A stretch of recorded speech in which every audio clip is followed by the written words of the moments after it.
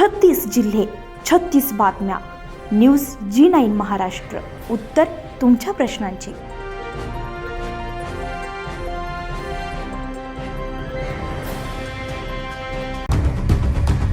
बांधकाम कामगारांसाठी शासनाच्या माध्यमातून देण्यात येणाऱ्या संसारोपयोगी साहित्याच्या संचातील कथित कोट्यवधी रुपयांच्या गैरव्यवहार प्रकरणात परतूर पोलिसांनी मोठी कारवाई केली आहे. या प्रकरणात जालना जिल्हा बांधकाम कामगार उपायुक्त अमोल जाधव यांना पोलिसांनी अटक केली आहे.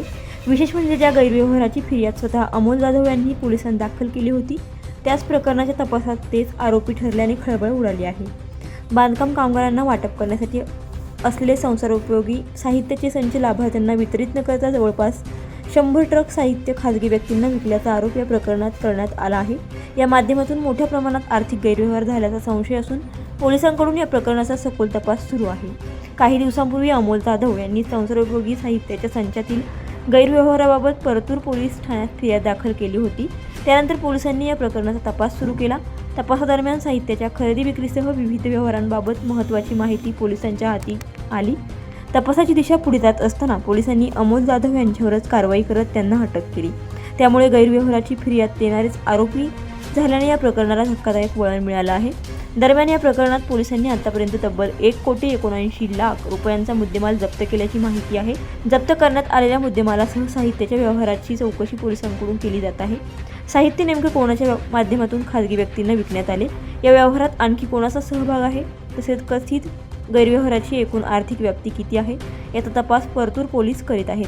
बांधकाम कामगारांच्या हक्काच्या साहित्याच्या वितरणात कथित गैरव्यवहार झाल्याने या प्रकरणाची सखोल चौकशी होण्याची मागणी होत आहे. अमोल जाधव यांच्या अटकेनंतर आता तपासात आणखी कोणती नावे समोर येतात, याकडे सर्वांचे लक्ष लागलं आहे. पुढील तपास परतूर पोलिसांकडून सुरू आहे.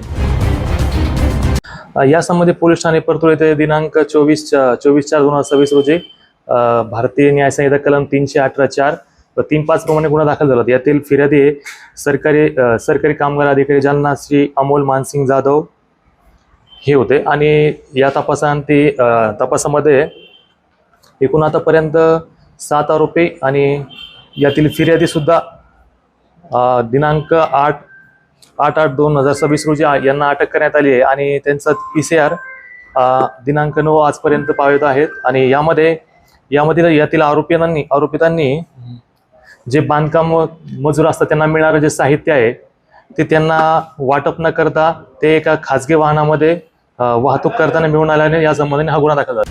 न्यूज G9 महाराष्ट्रासाठी प्रतिनिधी मजहर पठाण, भोकरदन.